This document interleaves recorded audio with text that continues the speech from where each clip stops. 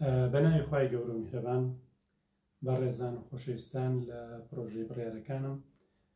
هاوڕێیانی خۆشەویست لە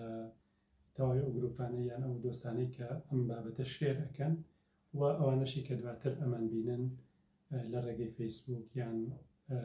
سۆشال میدیاوە بە شێوازێکی گشتی. بابەتی ئەمڕۆمان بابەتێک کە پێشتر ڕامان گەیاند بوو قسەکردن لەسەر بابەتی ئەخلاق و لەبەرەوەی ئەم بابەتە فراوانە لە ڕاستیە و ناتوانین لە ماوەی نیم ساعاتێکە کە ئەو کاتێک کە بەدەست ئێمەوەیە بۆ قسەکردن لەسەر بابەتەکە بۆیە چوارچێوەی بابەتەکەمان دیاری کردووە تایتڵ و ناونیشانەکەی کە ڕاگەیەنراوە کەسی ئەخلاقمەند و ژیانی ئەخلاقیانەیە و بە دیاریکراویش من سێ تەوەرم دیاری کردو کە قسەی لەسەرەکەم. ئەڵبەت ئەم سێ تەوەرە یەکەم جار بۆ دەست پێکەین تەوەری یەکەم پاڵنەر و هۆکار و پاڵنەرەکانی کردداری ئەخلاقی کەسێک کە هەریشێک لە ئێمە کە کارێکی ئەخلاقیەکە پاڵنەر چییە و گرنگترین ئەو پاڵنەرانی واکەن لە هەر مرۆڤێک لەسەر زەویا بە شێوازێکی گشتی و بە درێژایی مێژووای لێ بکە کە کردەیەکی ئەخلاقی ئەنجامداوە کەسێکی ئەخلاقمەند بێ. تەوەری یەکەمان تایبەت دەکەین بەەوە هەندێک کوردە ناونیشانی تریشی لەگەڵاوێک کە ئێستا دێمەسەر. تەوەری دووەممان باس لەوەکەین تایبەتمەندیەکانی کەسی ئەخلاقمەند. ئێمە کە بە کەسێک ئەڵین کەسێکی ئەخلاقمەندە دیسان بە گشتی و من لێرە بە شێوازێکی بە ئەمدی گەڕاومە تۆ سوود لە زانایەک وەرەگرم کە لە دەرەوەی کەلتوری ئێمە بۆ ئەوەی بابەستەکەمان زۆرتر بە باسێکی جیهانی و ئینسانی بکەوێتەوە. لە تەوەری سێمیشە باس لە دەرەنجامەکانی ژیانی ئەخلاقیانەکەم دیسان بۆ مرۆڤ بە گشتی ژیانی ئەخلاقیانی چه ژیانی ئەخلاقیانە و کەسی ئەخلاقمەند کە لە چوارچێوەیەکی ژیانی ئەخلاقیاژی چه نەتیجە و دەرەنجامێکی لێ ئەکەوێتەوە ئەم ئەخلاقی ژیانە لەسەر ئاستی خۆی لە ڕووی سایکۆلۆژی و دەرونیە و لە ئاستی کۆمەلگا بە گشتی چ کاریگەریەکی هەیە لەسەر داواکراوەکانی هەر کۆمەلگایەک وانەی ئەو پێداویستیانەی کە هەر کۆمەلگایەکی مرۆیی مەبەستێتی و خاڵێکی کۆتایی تەرکیز لەسەر ئەوکەم کە ژیانی ئەخلاقمەندی چ کاریگەریەکی بێت لەسەر کەسێتی و ڕووگەی ژیانی ئێمە هەر کەسێک لە ئێمە کە پابەندە بێ بە ژیانێکی ئەخلاقیانەوە. ناوی خوای لێدین دەسەکەین بە تەوەرەکە. تەوەری یەکەم وەکوتم هۆکار و پاڵنەرەکانی کردەی ئەخلاقیە تەمان بە شێوازێکی گشتی. تەمان هەوڵدەم لێرە خۆم لادەم لەوەی کە زۆر ناوی تیۆر یان مفەکر یا فەیلسوف یا زانای کۆمەڵناس یا دەروونناس کە بە شێوازێکی گشتی سوودم لەم کایانە وەرگرتووە ئەگەر پێویست نەبێت تەرکیز ناکەمە سەر ناوەکان بۆی بابەتەکە معقەد نەکەم و زمانێکی سادەتر و گشتیتر بێکە لەسەر بابەتەکە قساکەین. لێرە بەردەر لە ناوهێنانی تیۆرەکان و فەلسەفە و بە درێژایی مێژوو بە شێوازێکی گشتی چوار هۆکار چوار پاڵنەری سەرەکیمانێکەوەکە لە مرۆڤ هەر مرۆڤێک لە هەر شوێنێکی ئەم سەرزەویاشی کە وای لێ بکە پابند بێ بە کردەیەکی ئەخلاقی و ژیانێکی ئەخلاقیانەوە. یەکەمیان بە درێژایی مێژوو و تا ئێستش بەردەوام ئەوەیە کە ژیانی ئەخلاقیانەوە بە ئەخلاقیەکان و پێوەرە ئەخلاقیەکان ئەبەسترێتەوە بە بوونێکی سەر و مرۆییەوە بە زاتێک کە لە دەرەوەی جیهانی ئێمە کە ئەویش خوای گەورەیە. تەعاً لە ئاینەکانە تێگەیشتن بۆ خوا لە سەقافەت و کەلتورە جیاوازەکانە جیاوازە لە تەفاسیلی ناسینی خوایە بەڵام هەموو کۆکن ئەوانەی کە لەسەر ئەم بابەتەن کە هێزێکی باڵا گەورە لە دەرەوەی جیهانی مادی هەیە ئەو ئەمانە ئەخلاقیانە بەخشێت واتە لە دەرەوەی جیهانی مادی جیهانێکی معنەوی هەیە جیهانێکی مانا هەیە کە بە ئەخلاقیەکانە بەخشێت بۆیە لەوێەوە لە پابەندە بێ پێوە. من لە چوارچێوەی ئەم خاڵەیە بە تەحلیل لە چوارچێوەی ئاینی ئیسلامە باسێکم چکە خۆمان زۆرتر لەو ترادیسیۆن و ئەدەبیاتە تێگەی و لێرە بە تیشکە خەمە سەر ئەوەی کە دوو سەبەبی سەرەکی هەیە بە زۆری لای موسڵمانەکان کە پابند دەبن بە پێوەرە ئەخلاقیەکان و هەردووکشان هەر ڕەبتە بەخوای گەورەوە. یەکەمیان ئەوەیە کە توانین ناوێنێم تەقوای خوا و یەکێک لە ماناکانی تەقوا شەرمە. من پێشتر پۆستێکی خێرا و بچووکم لەسەر ئەم بابەتەکە کردبوو کە یەکێکە لە تێگەیشتن و ماناکان شەرم و تەقوای خوا وا ئەکال ئینسان کە بەرامبەر بە ئینسانەکانی تر بەرامبەر بەخوای گەورە بەرامبەر ئەو ژینکە و دەوروبەر پابند بێ بە پێوەرە ئەخلاقیەکانەوە. واتە پاڵنەری یەکەمی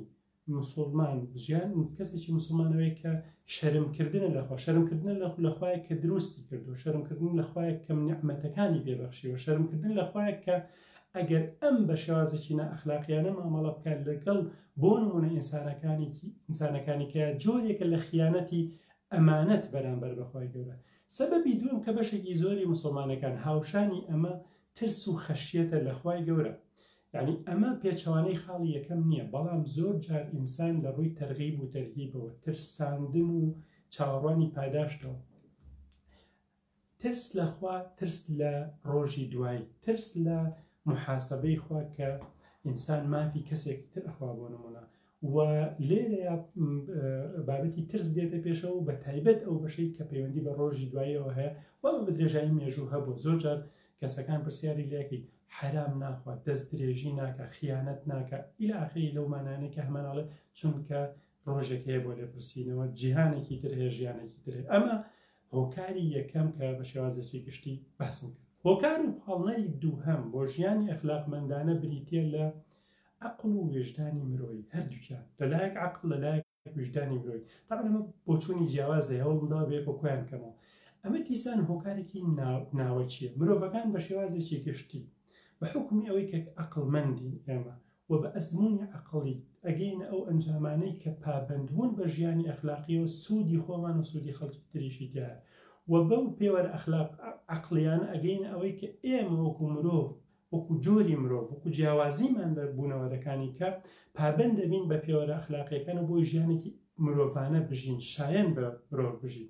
بابەتی ویژدان و زیندوێتی ویژدان پەیوەندی هەیە بە هەست و سۆز و بەزەیی و مەشاعری ئینسانیەوە. ئێمە هاودڵیمان بەرامبەر بە یەکتر وەکو جۆری مرۆڤ. لێرە ویژدانی مرۆڤی، ویژدانی زیندوو زۆر جار ئاماژەی پێوەکرێ بۆ کەسێک کە پابەندە بێ بە پێوەرە ئەخلاقیەکانەوەڵان خاوەن ویژدانێکی زیندووە. عەقڵ و ویژدان پێوەری ناوەکی ئینسانە. لە ڕاستیە لێرە گفتوگۆ مناقەشەیەک هەیە لەگەڵ پێوەری یەکەما کە باسم کرد. ئایا کەسانێک ئەتوانن ویژدانێکی زیندویان هەبێت بە دەر لەوەی کە خاوەن ئاین بن، ترس و شەرمیان لەخوا هەبێ یان نە؟ ئەکرێت لە دەرەوەی مەنزومە و باسکردنی ئاین و باسکردن لە خوای گەورە کەسانێک بن ویژدانی زیندویان هەبێ؟ ئەمە ئەو بابەتێکە لە چارچۆی فەلسەفی ئەخلاقا مناقەشە ئەکرێت. بەڵێ کەسانێک هەن لە دنیا خاوەنی دینی جیاوازن یان ئەسڵن خاوەنی دین نین، بەڵام بە حکمی مرۆیی بوونیان ئیلتیزامێک بە خۆیان دروستەکەن و باستەوەکەن کە ئێمە وەکو جۆری مرۆڤ پێویستە هاودڵی و هاوکاری یەکترمان هەبێ، پابەند بین بە پێوەرە ئەخلاقیەکان. و کەسانی بۆ نمونە بێباوەڕ ئەیتیست هەن کە خودا ناباوەڕن بەڵام پابەندن بە پێوەرە ئەخلاقیەکانەوە. بە هەر حاڵ ئەمە خاڵی هاوبەشە لە بینی مرۆڤەکانە. لێرە ئەخلاق ئەتوانێت کەسانی ئیماندار و کەسانی بێباوەڕیش کۆ کاتەوە لەسەر مرۆڤ بوون، لەسەر پێوەرە ئەخلاقیەکان، خاوەن عەقڵی هاوبەشین، خاوەن ویژدانی هاوبەشین. ڕەنگە پاڵنەرەکەمان کەسێکمان ترس و شەرم بێ لەخوا یەکێکی تر ئەمەی نەبێ، بەڵام لەسەر ئەو خاڵە کۆک بین کە هەردوو لامان پابەندین بە پێوەرە ئەخلاقیەکان. خاڵی سێم ئێمە ئەگەر بگەڕین بە دوای ئەوەی کە بە درێژایی مێژوو بۆچی پابەندبوون بە ئەخلاقا بۆ پەیوەندی بەوە هەیە ئێمە وەکو مرۆڤ بوونێکی کۆمەڵایەتیمان هەیە. لە سەردەمی ئەرستۆ و گریکەکانەوە ئەڵێن ئینسان بوونەوەرێکی کۆمەڵایەتیە. کۆمەڵایەتی بەمەنای ئەوەی کە ناتوانێت بە تەنها بژی، پێداویستیەکانی دابین نابێت لە چوارچێوەی کۆمەلگانە بێ باس کە باس هاتە سەر باسی کۆمەلگا. ئێمە پێویستمان بۆ کۆمەلگای ڕێک بخەین، بۆ ڕێکخستنی کۆمەلگایەکێکە لە ئەو پاڵنەرانەی واکە ئێمە پابەند بین بە پێوەرە ئەخلاقیەکان و بەها ئەخلاقیەکان و ژیانی ئەخلاقیانە بژین، پەیوەندی کۆمەڵایەتیەکانمان ڕێک بخەین، ماف و ئەرک و مافەکانمان ڕێک بکەین. هاریکاری کۆمەڵایەتی ئێمە دۆخێکی وەکو ئەمڕۆ کە پاتی ئەپەڕین ئەبینین کە خەڵک چ جۆرە هاودڵیەکی هەیە، جاری وایە لە دەرەوەی یاسا، لە دەرەوەی کاری حکوومەت، لە دەرەوەی کاری مرۆیی ئەم بڵاوبوونەوەی ئەم ڤایرۆسە وای کردووە کە مرۆڤایەتی بە شێوازێکی گشتی چ جۆرە هاودڵیەکی بۆ یەکترێ، هەموو گرنگی بە هەواڵی یەکتر ئەیە لە چوارچێوەی کۆمەلگایەکی دیاریکراوە، لە چوارچێوەی شارێکە، لە چوارچێوەی وڵاتێکە. ئەم هاریکاریە کە ئێمە ئەبینین کە کەسانی خێرۆمەند هەوڵەدەن جاری وایە لە بری حکوومەتی شەم کارانە بکەن و بە شێوازێکی گشتی سۆڵیداریتی و کاری خۆبەخشیەچێت ئەم چوارچێوەیە و کۆمەلگاکان لە هاوشانی یاسا و ئابووری و وار سیاسەت و وارەکانی تر لە ڕێگەی ئەخلاقەوە تەون و پەیوەندی کۆمەڵایەتەکان بەهێزە بن و هاریکاری کۆمەڵایەتی و ڕێخستنی کۆمەلگا. لێرە زانایی کۆمەڵاسی وا هەیەڵێ ئێمە وەکو مرۆڤ هەمیشە ئەبێ پابند بین بم پێوەیانەوە ئەم پێوەرانە دروست بکەین بۆی کۆمەلگاکانمان بەهێز و کاریگەر بمێنەوە. پێوەری چوارم پاڵنەری چوارم کەوامان لەیەکە کەسێکی ئەخلاقی بینەوەی کە زۆر جار هەندێک کەسمان هەیە لەبەر بەرژەوەندی تاک بەرژەوەندی خودی شخصی خۆی ئەو سیانەی تر پێچوانەی ئەمەنی بەڵام کەسانێک هەیە ئەم خاڵی چوارە مەکاتە پێوەری یەکەم. بۆ نمونە ئەگەر کەسێکی ئەخلاقی بێ لە ناو کۆمەڵگایە وا باس بکرێت ئەم کەسە مامەڵەی ڕاستە ڕاستگۆیە خیانەت ناکە بازرگانێکی باشی لێ دەرەچێت و لە ئەنجامە متمانەی خەڵک بەدەستێنێ لەبەر بازرگانەکەی پابندە بێ بەوەی کە درۆ نەکە خیانەت نەکە دزی نەکە مامەڵەیەکی ڕێک بکە نە لەبەر خوا نە لەبەر کۆمەڵگا نە لەبەر عەقڵ و وجدان لەبەر بەرژەوەندی شخصی خۆی و هەوڵەدا قازانجی زۆر دەستکەوێت یان جاریوە بۆی لە زیان دوورکەوێتەوە. ئەگەر لە کۆمەڵگا لە چوارچێوەی کۆمەڵگایە و لێرە بابەتە کۆمەڵایەتەکان لەگەڵ بابەتە ئاینیەکان و بابەتە ئەخلاقیەکانە تێکەڵاوە بن. هەندێک کەسەکە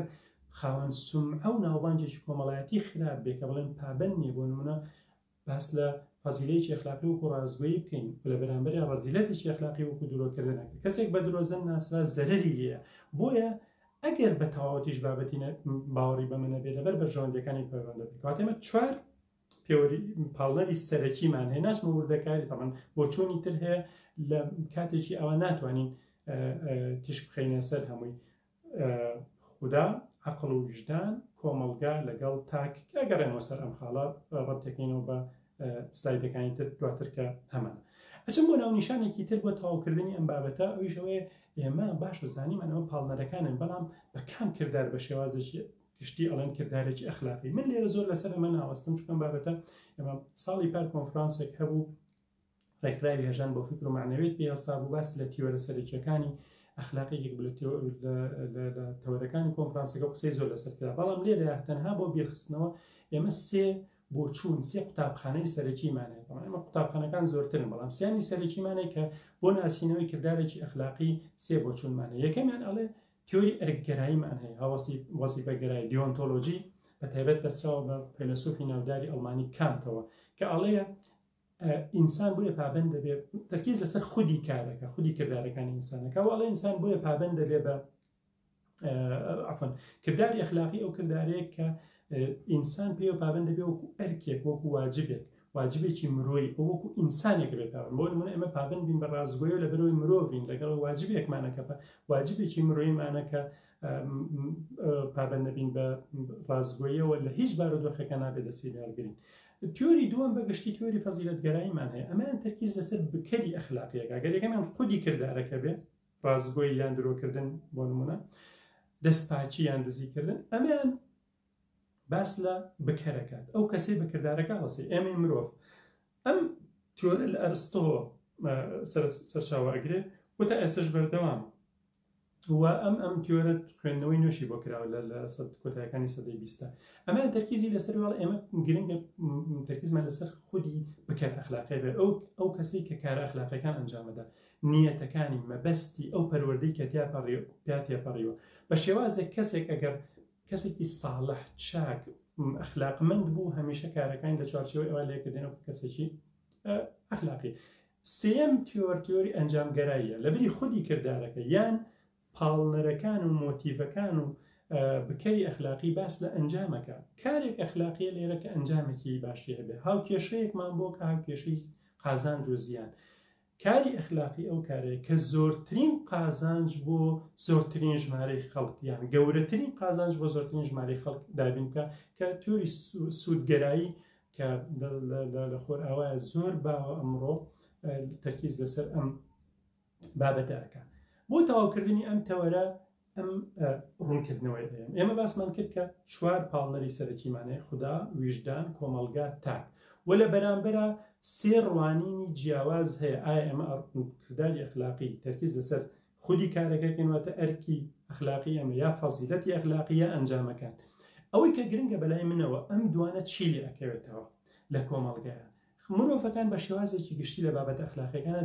دابەشە بن بۆ دوو ڕوانگە دوو ڕووگەی جیاواز دوو بۆچون هەندێکمانەیە هەمیشە چاودێر و دادوەرن بەسەر خەڵکی ترەوە لە بریەوەی تەرکیز و جەختکردنەوەیان لەسەر خودی خۆیان بێ هەمیشە حکم لەسەر خەڵکیان فڵان کەس پابەندە بە ئەخلاقەوە پابەند نییە بە ئەخلاقەوە جەجمنت هەمیشە بیر لە حکومدان و داهبەریکردنەکەن بەسەر خەڵکاکە ئەمانە هەمیشە بۆڵۆبۆڵ و نۆیزی و قەرە باڵخەیەک دروست دەکەن و خۆیان بە باشتر ئەزان لە خەڵکی تر وا ئەزان پێوەرە ئەخلاقیەکان بۆ ئەمە نەهاتوە پێوەی پابەبن بن بەڵکو هەمیشە خوان بە وەکوتم دادوەر و چاودێر بەسەر ئەوانی ترۆدان. دەستەی دوو هەم کە گرنگە بەلای ئێمەوە لێرە من منزوڵمەکە ڕەتێکەمە بە تەوەری دووەم و سێمەوانن کە ئەخلاق بۆیە شارەزا ئابن لێ بۆیە باڵنەرەکان کاریگەریان لێکا بۆ یەکێک لەم ڕوانگانە هەڵەبژێرن چه فەسیلەت بێ چه ئەرک بێ چ بە پێ ئەنجام بێ بۆی پێوی پابند بن ئینسانێکی ئەخلاقیان لێ دەرچێت لە کۆمەڵگایە لە ژیانی تاکی خۆیانە لە پەیوەندیان لەگەڵ ئینسانەکانی ترە لەگەڵ ژینگەیە لەگەڵ خوای خۆیانە هەر یەکێ بە مستەوایەکی جیاواز تەنانەت لەگەڵ خودی خۆیانە بە پێوەرە ئەخلاقیەکان. ئەمان منزوری منە کە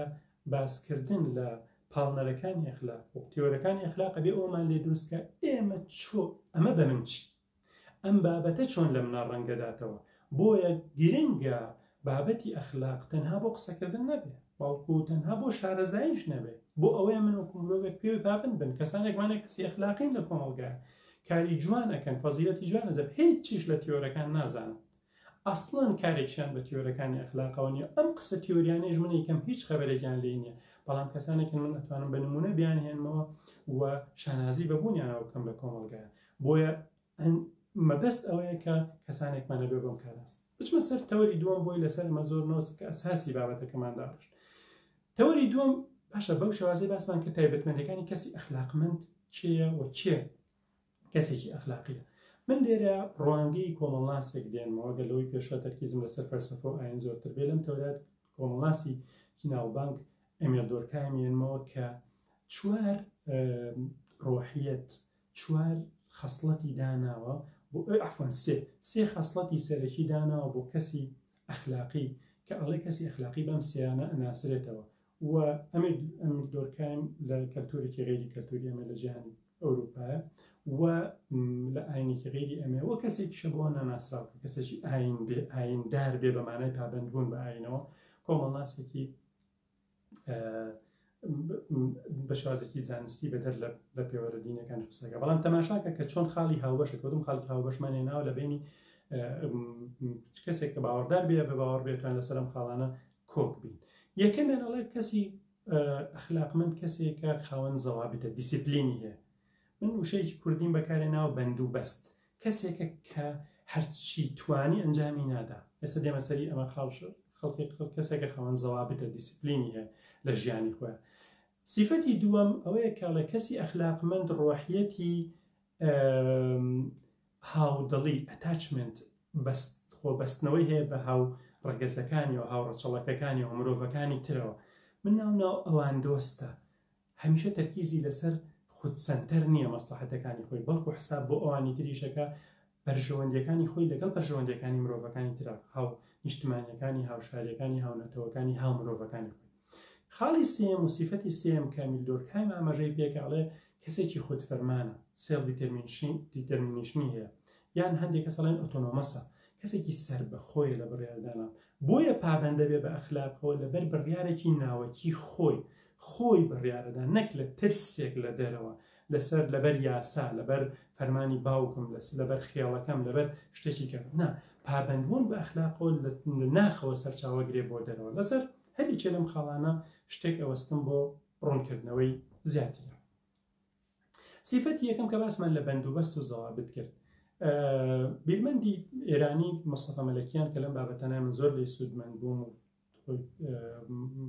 و زنجیرەیەک دەرسکوتاری هەیە ئەم بابەت بە تەواوەتی ڕوونەکاتەوە توانم بڵێم سەرچاوەی یەکەمیشمە ئەڵێ بۆ دیاریکردنی ئەم بابەتە ئەمەش لە دۆرکایمەوە وەریگرتەوە شەرحەکە ئەڵێ دوو بازنە ئەکێشین مرۆڤ بازنەی تواناکانی هەیە ئەو شتانەی کە ئەتوانێ ئەنجامی بدە و بازنەیەکیشەیە بازنەی ڕێگە پێدراوەکان و مەئذوناتەکانەتی ڕێگە لەو توانانەیە هەیەی چەندیان ئەنجامەدا من ئەتوانم زۆر شت بکەم بەڵام لەبەر پێوەری ئەخلاقی لەبەر ئەوەی کە باسم کرد من زەوابت و بەندوبەست بۆ خۆمدانم سنووری ئەخلاق بۆ خۆمدانم ڕێگەی بازنەی ڕێگە پێدراوەکانم بچووکترە لە بازنەی تواناکانم بۆ نمونە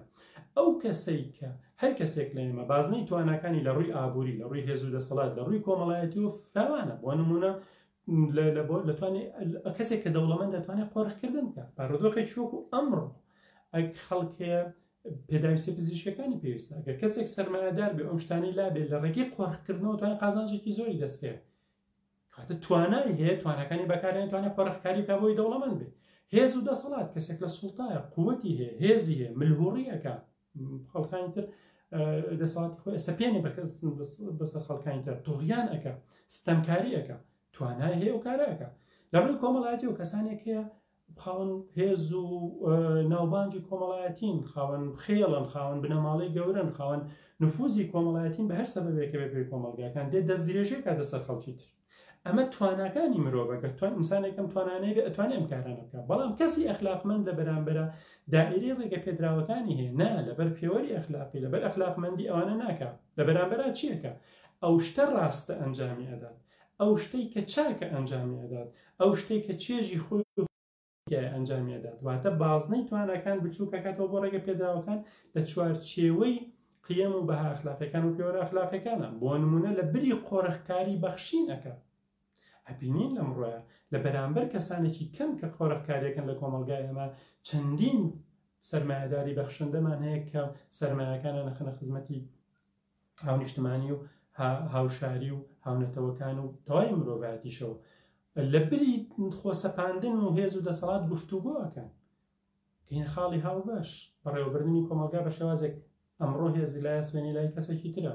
دیموکراسیەتی کە لە جیهانە هەیە حسابکردن بۆ ڕای جیاواز بەڕێوەبردننی لە ڕووی کۆمەڵایەتیەوە هاریکاری هاودڵی لە زیاتی ئەوەی کە خۆی بسەپێنەوە دەست درێژی بکە کۆمەلگاکی بەهێزترمان هەبێت کە جێگەی هەمومان دەبێت بە کورتی لێرە قاعیدەیەکی عامانێ ئەڵێن کەسی ئەخلاقی ئەو کەسێ تا بازنەی ڕێگە پێدراوەکانت بچووکتر بێت لە بازنەی تواناکانت تۆ ئەخلاقمەندتری ئەو شتانەی هەمووی کە ئەتوانی بیکەی ئەنجامی مەدە بەڵکو حسابێکە پێوەرێکە زەڵابەتێک بۆ خۆتدا ئەچم بۆ صفەتی دووهەم ڕۆحیەتی دووەم کە دۆرکایم ئەماژەی پێکە ئەویش ئەوان دۆستیە کەسی ئەخلاقی کەسێکی ئەوان دۆستە تەچمەندی هەیە هاودڵی هەیە پێکەوە بەسرانی هەیە لەگەڵ هاوڕێگەزەکانی هاو ئینسانەکانی هاوڕەچەڵەکەکانی هاونەتەوەکانی ئێمە دوو جۆر مرۆڤمانە مرۆڤێکمان هەیە خود سنتەرە مرۆڤێکمان هەیە ئەوان دۆستە خود سنتەر کێیە ئیگۆ سنتەریزمی هەیە ئیگۆیزمی هەیە ئەو کەسەیە کە تەرکیزی لەسەر بەرژەوەندەکانی خۆیەتی تەرکیزی لەسەر بەتەسێنانی لە سەڵاتی زۆر تەرکیزی لەسەر ئەوەیە جەختەکاتەوە ڕێز و بەناوبانگی زۆر بەدەست بێنێ خۆم کوردەواریا شتێکمانەیە هی خۆم بۆ خۆم هی تۆش ئەخۆم خود سنتەر ئەوەیە هەمیشە لە چارچی و لە ڕوانگەی خۆیەوە بۆ شتەکانی کە ئەڕوانێت ئەم کەسە پەیوەندیەکانی لەگەڵ خەڵکی ترا مەیلێکی خود سنتەری هەیە هەمیشە واکە ئەوانی ترۆکو ئامراز سەیرەکە وا مامەڵە لەگەڵ خەڵکی کاکە وەکو ئامرازێک پەیژەیەک بەکاریان بێنێت ئەم پیانە سەرکەوێتە سەرەوە و هەرگیز وا مامەڵیان لەگەڵ ناکات کە یەکسان بن بەخۆی خراپتر لەمە هاوکێشەی پەیوەندی لەگەڵ ئەوانە هەمیشە لەسەر ئەساسیەوە داڕشتووە کە خۆی براوە بێ بەرامبەر دۆڕاو بێ هاوکێشەی وین لۆس من هەمیشە براوە بم تۆ دۆڕاوبی یان کەمتر بەدەست بێنی ئەمە خود سنتر لە بەرامبەر ئەمە ئەوان دۆستیمان هەیەیان ئەوان سنتەریمان طبعا لێرە لە سلای داهاتوە ئەم پەیوەندی زۆرتر ڕوونەکەمە بەڵام لێرە تەرکیز لەسەر ئەوان دۆستیەکەم لە بەرامبەر ئەمە چی ئەگەێنێت لە ئەوان دۆستیە ئێمە چیمان هەیە کەسی ئەخلاقمەند بەو شێوازەی کە ئەوان دۆستی ئەتەچمەنتی تایە هەوڵەدا یان ڕوانینێکی هەیە تێڕوانین لەسەر ئەساسیەوەی کە مرۆڤەکان یەکسانن ئەمیش کەسێکە وەکو ئەوانی تر نەک لە ڕوانگەی خۆسەپاندن و خود سنتەریۆ مرۆڤەکانی کە وەکو ئامانج ئەبینێ نەک ئامراز ئەوانی شۆکۆ منوان و قازانجی ئەوانش لە ڕەچاو ئەەکەم نەک هەمیشە خۆم براوە لێرە پێرسایەکی زێڕینمان هەیە کە لە تەواوی ئاین و کەلتورەکانی جیهانە هەن وەکو خاڵێکی کۆکەرەوەی ئەخلاقی بازەکرێ ڕێسای زێڕین ئەڵێ ئەوەی بۆ خۆت پێت خۆشە بۆ ئەوی تریش پێت خۆش بێت ئەوانی تریش پێت خۆش بێت ئەوەی بۆ خۆت پێت ناخۆشە بۆ ئاین تر پێت ناخۆش بێت ئەو فەرمودەی پێغەمبەر درودی خوا لەسەر بێکا فەرمێ لا يؤمن أحدكم حتى يحب لأخيه ما يحب لنفسه جا بزانە ئێمە چەند پێویستمانە لە بارودۆخی چۆکو ئەمڕۆیە کەسانێک کە چەند خەمی خۆیەتی ئەوەندە خەمی ئەوانی تری بێ ئەمە بەچی بەدەستێت بەهۆ بەدەست ئینسان خۆی پەروەردە بکە گەشەپێدانی خۆی تەنانەت لە ڕووی ئاینیەوە تەزکیەی نەفس بکە لە ڕووی تەنمەی بەشەرە پێڵەن گەشەپێدانی خود تەنمەی ذاتی پەروەردە ئەو پرۆسەیە کە ئینسان وا لێیەکە لە خود سنتەریەوە بەرەو ئەوان دۆستی بێت بێتە ناو کۆمەلگا ئەوان وەکو ئامانج تەماشاکە هاوکێشەکە وردە وردەوە لێ بکە من براوە بم بەڵام باویش براوە بێت هاوکێشەی براوە ئەمە کۆمەڵگەی مرۆڤایەتی بەهێزتر ئەکا و ئێمە وەکو هاونەتەوە هاوشار هاونیشتمان ئەتوانین پێکەوە جوانتر بین ژیان ئەسڵەن بۆ بەرژەوەندەکانی خۆمان بۆ برانەوەی خۆمان ئەمە مستەقبەلیترە و بەهێزترە و کاریگەرترە بۆ ڕوونکردنەوەی زیاترەمە هێڵکاریەک ئەکێشم ئەمە هێڵکاریە چیمان پێڵێ ئێمە هینێکمان هەیە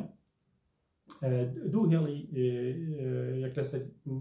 لەسەر یەکتردانی بۆ ئەوەی کە کەسانێک کە خودسەنتەریان تیا بەرزە کەسانێک خودسەنتەری تیانە نزمە کەسانێک ئەوان دۆستی تیا بەرزە و نزمە لێرە چوار گرروپ خەڵکمان بۆ دروستە بێ هەندێک هەم ئەوان دۆستیان نزمە هەم خودسەنتەریان نزمە واتە سوودی نییە نە بۆ خۆی نە بۆ خەڵکی تر ئەمە کەسانێکن سوورمان کردو ئەو کەسانن کە نەسوودیان بخۆیان هێنە بە کۆمەلگا هەیە لێرە کەسانێکن کە بۆ نمونە چ مادەی هۆشبەر بەکارێنێ خۆشی زەرەرەکە و کۆمەلگاش زەرەرەکە دوو چوارگۆشەی ترمان هەیە ئەوانن کە خودسەنتەریان تیا بەرزە و ئەوان دۆستیان تیان نزمە واتە بەرژەوەندی خۆی لەسەر حسابی خەڵکی تر ئەو کەسە بوو کە باسمان کرد ئیگۆیزمی تیا بەرزە و هەوڵەدا تەنها هەموو شت بۆ هی خۆم بۆ خۆم هی تۆژە خۆم گرۆبایەکی ترمان هەیە کەسانێکەڵێ بەرژەوەندەکانی خۆت بکە بە قوربانی ئەوانی تر واتە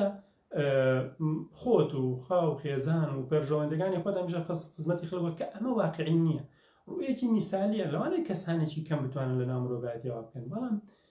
فەرمودەیەکمانە فەرمی لاوزار فەرەوە لا سیرار یعنی ئەخلاق ئەوە نییە یەکجاری تۆ خۆت خۆشت بکەی بە قوربانی لێرە ئەمە فەرقی هەیە لەوەی کە ئێستا زیاتر ڕوونی ئەەکەمەوە لە بابەت فەرقی هەیە لەگەڵ بابەتی ئیسار و ئیحسانە ئەوەی کە زۆر بەسوودە بۆ خۆمان و بۆ کۆمەلگا ئەوەیە کە بە یەکگەیشتنی ئەم دوانەیە لە یەک کاتە هەم خۆمان بەرژەوەندەکانی خۆمان هەم بەرژەوەندەکانی ئەوانی تر چۆن بتوانین هاوکێشەی براوە دابین بکەین لە ژیانی خۆمانە ئەسڵەن ئەخلاقمەندی یعنی ئەمە یعنی ڕەچاوکردنی خۆم و بەرژەوەندەکانی ئەوانی ترش ئەم دوانە پێکەوە کۆ بکەمەوە و ئەم کۆکردنەوەی ئەبێتە هۆی ئەوەی کە ئاستێک دروست بکەم کە پێی ئەڵێن ئیساریان ئیحسان لە تعبیری ئاینە ئالتۆریزمی پێڵێن لە بواری فەلسەفەی ئەخلاقە تۆ چۆن هەمیشە ڕەچاوی ئەوانی تریش بکەیت سێم سیفەتیان ڕۆحیەت کە بۆ کەسی ئەخلاقمەند پێویستمانە ئەوەیە کە کەسێکی خودفەرمانە کەسێک کە سێڵ دیتێرمینیشنی هەیە واتە خۆی سنوور بۆ خۆی دائنێت سەربەخۆیە ئۆتۆنۆمەس کەسێکە کە لەژێر کاریگەری فەرمانی دەرەکیە ئەخلاقمەند نییە واتە لەبەر ئەمریکانی باوکم و خێزانەکەم یا لەبەر فەرمانی یاسا یا لەبەر زەبری کۆمەلگای و عیبە و ئەوانە ناکەم ئەمانە ئەبێت و نەبێتی ترن ئەبێت و نەبێتی کۆمەڵایەتین ئەبێت و نەبێتی یاساین بەڵام ئەبێت و نەبێتی ئەخلاقی فەرقی هەیە لەمانە ئەبێت و نەبێتی ئەخلاقی ئەنجامی ئەوە دێک کە من خۆت فەرمانم لە ناخی خۆ بەکاری ئەخلاقی هەڵەسم ئەخلاقمەندم لەبەرەوەی کە ئاسوودەیی دەروون بۆ خۆم بەدەست بێنم بۆ ئەوەی کە لە هەوڵ و تەقەلایەم ئەمەوێ ڕزگاری ڕۆحی خۆم بەدەست بێنم و ئەمەوێ ببمە کەسێکی خاوەن خواستی ئازاد وەکو ئەڵێن ئیرادە یەکەی ئەخلاقە ئەو کەسانەی کە ئەخلاقمەندن ئەبێ ئیرادەیەکی ئازادیان هەبێ بەنەتیجە کەسی ئەخلاقمەند و کردداری ئەخلاقی کردارێکی ڕەسەنە کردارێکی ڕاستگۆیانەیە لە ناخەوە سەرچاواگرێ بۆ دەرەوە نەک لەبەر ڕیاکاری یان لەبەر نیفاق یان لەبەر خۆنواندن یان لەبەر خەڵک بڵێن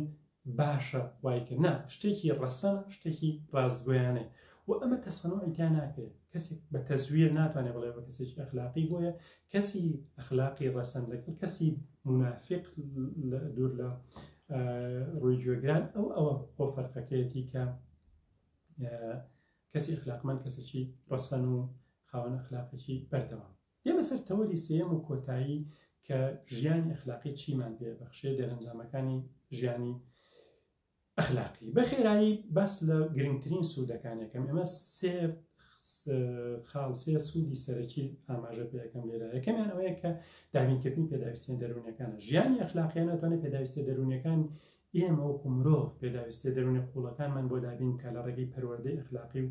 تربیە ئەخلاقیەوە دوو ئەتوانێت خواست و پێویستیە کۆمەڵایەتێک چارچەوەی کۆمەلگا و کۆمەڵە مرۆڤێکە لە کۆمەلگای ئاژین بۆ دابین بکە.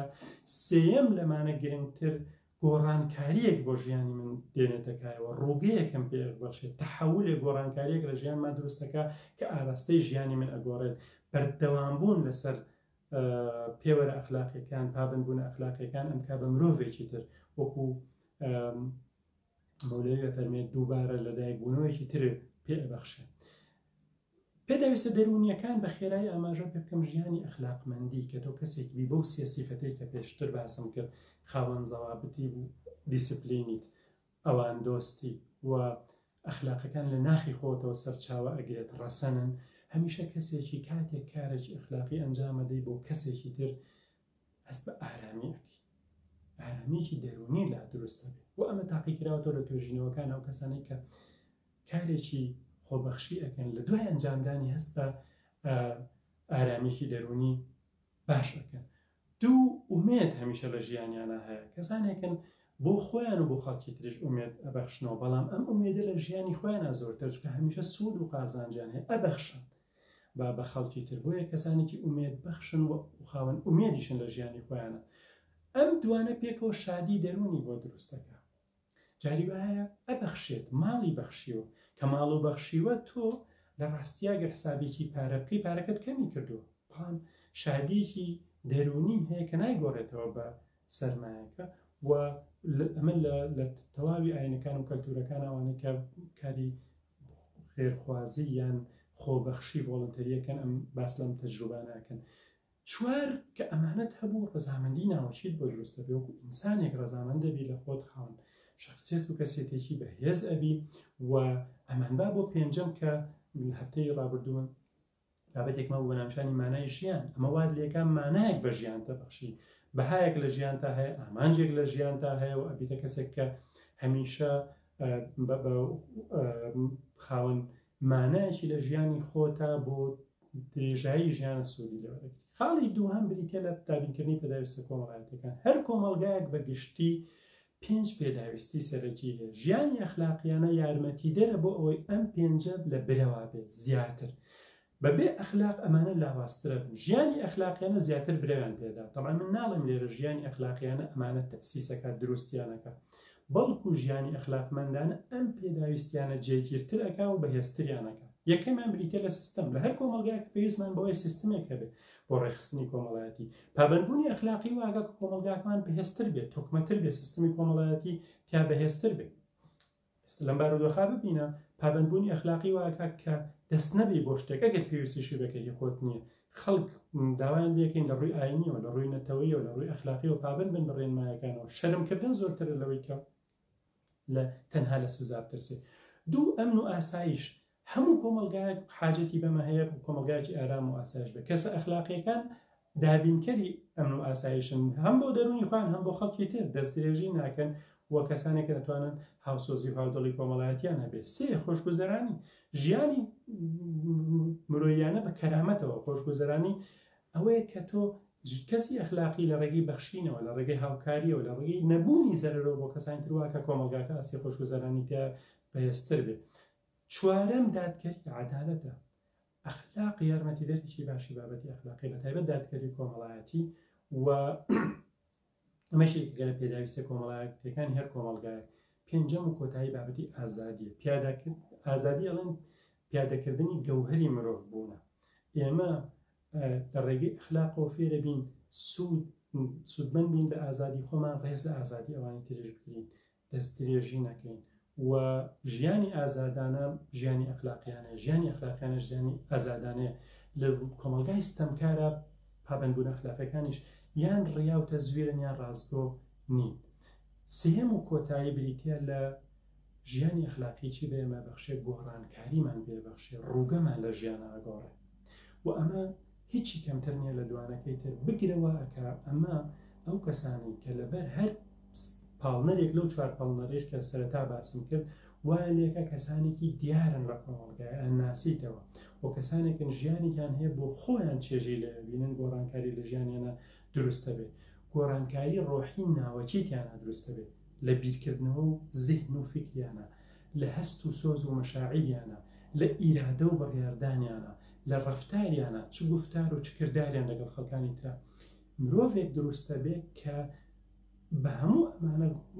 ئەم لایەنانەی گۆڕانکاری کە دروستە بێ بە نەتیجە ئینسانێکی تر دروستە بێ و دووبارە لە دایکبوونەوەیکی تر دروستە بێ. نمونەی ئەوەی کە ئەم تەحەولە دروستە بێ شتێک دێنمەوە بابەتی چاکەکاری و بەخشینمان باس کرد لە سیاقی بابەتەکەی کە وەکوی پێیەک لە پێداویستەکانی ئەمڕۆکە کۆمەلگای ئێمە پێویستی پێێتی زۆرجار ئەم نمونە هێنایە. ئەو کەسەی کە ئەبەخشێت چاکەکاری ئەکات لە ڕووی دەرونیەوە خۆی ئارامی دەرونی بۆ دروستە بێ، شادی بۆ دروستە بێ، مانایە بۆ ژیانی بۆ دروستە بێ. دوو لە ڕووی کۆمەڵایەتی و خۆشگوزەرانی دروستەکە، هاوکاری مرۆڤەکانی ترەدا، یارمەتی بەردەوامبوونی سیستەمەدا، یارمەتی ئەوەدا کە دادگەری کۆمەڵایەتی هەبێت، کاتە سوودێکی کۆمەڵایەتیشی هەبوو. ئەم سوودە دەرونی و کۆمەڵایەتیە واکە کە تۆ هەست بە هێز و کاریگەری و سوود و قازانج و بایەخی کردارەکەی خۆ دەکەی. ئەمە وا دێکە گۆڕانکاریەک لە کەسێتیەکە هەڵدەی ئەم سیفەتە دووبارە بکەیتەوە، ببێ بە مەلەکەیەک تێدا، ببێ بە سیفەتێکی مکتەسەب پەروەردە ئەومان بۆکە بە دووبارە بوونەوە فێریشتی باشمانەکە. ئەوەی کە لە تەسەووف ئافەرمۆ تەسەووف بریتێ لە تەخلیە و تەحلیە، خۆت وردە وردە بەتاڵەکەیتەوە لە ڕەزایلەکان و خۆچش پڕ ئەەکەیتەوە یان جوان و ئارایش دەی بە سیفەت و فەزیلە جوانەکان. ئەمان پوختەی ئەوە بوو کە ویستم هەرستانی بکەم بە خێرایی هەر سێتەوەرەکە لێرە ئەرزەکەم و ئێمەوەی کە باسمان کە لێرە سێتەوەری سەرەکیمان باش کەسی ئەخلاقمەند و ژیانی ئەخلاقیانە ناونیشانەکەمان بوو. هۆکار و پاڵنەرەکانمان باس کرد بۆ کردداری ئەخلاقی بریتی بوون لە شەرم و ترس لەخوا، عەقڵ و ویژدان، ڕێخستنی کۆمەڵگا یان بەرژەوەندی تاک و لە بەرامبەر تایبەتمەندیەکانی کەسی ئەخلاقمەندمان باس کرد لە ڕوانگەی دۆرکایمەوە کە بریتیمان لە بریتی بۆ لەوانەیە کە کەسی ئەخلاقی کەسێکی خاوەنمەند و بەستە، ئەوان دۆستە، خودفەرمانە، کەسێکی ئەسیلە، ڕەسەنە، کردارەکانی سوودی کۆمەڵگاش ئەشکێتەوە و خۆشی حسابەکە. دەرەنجامەکانی شێوێ لە ڕووی دەرونیەوە ئارامیمان پێبەخشێ، مانامان پێبەخشێ، بۆ سیفەتەکانی کە لە ڕووی کۆمەڵایەتیەوە بە سوودی کۆمەلگایەوە، لە ڕووی گۆڕانکاریەوە گۆڕانکاریێک لە شخصیەتی ئێمە دروستەکە. بە هیوای ئەوەی کە ئەمە بەتە سوودێکی هەبوو بێ وەکو لە سەرەتاشەوە ئەمە بۆ زانیاری نەبێ، بەڵکو هەر یەکێک من پێش ئێوە هەوڵدەین ئەمە بکەین بە کردار لە ژیانمانە، ژیانی ئەخلاقیمان دەوڵەمەندتر بکەین، بەمە کۆمەلگاکەمان دەوڵەمەندترە بێ و ئەم بارودۆخە تێپەڕێنین، بە هیوای ئەوەی کە سوودمان لێوەرگرتە بێ و بیکەین بە پەیڕەو لە ژیانمان. زۆر سوپاس بۆ جۆگرتنتان.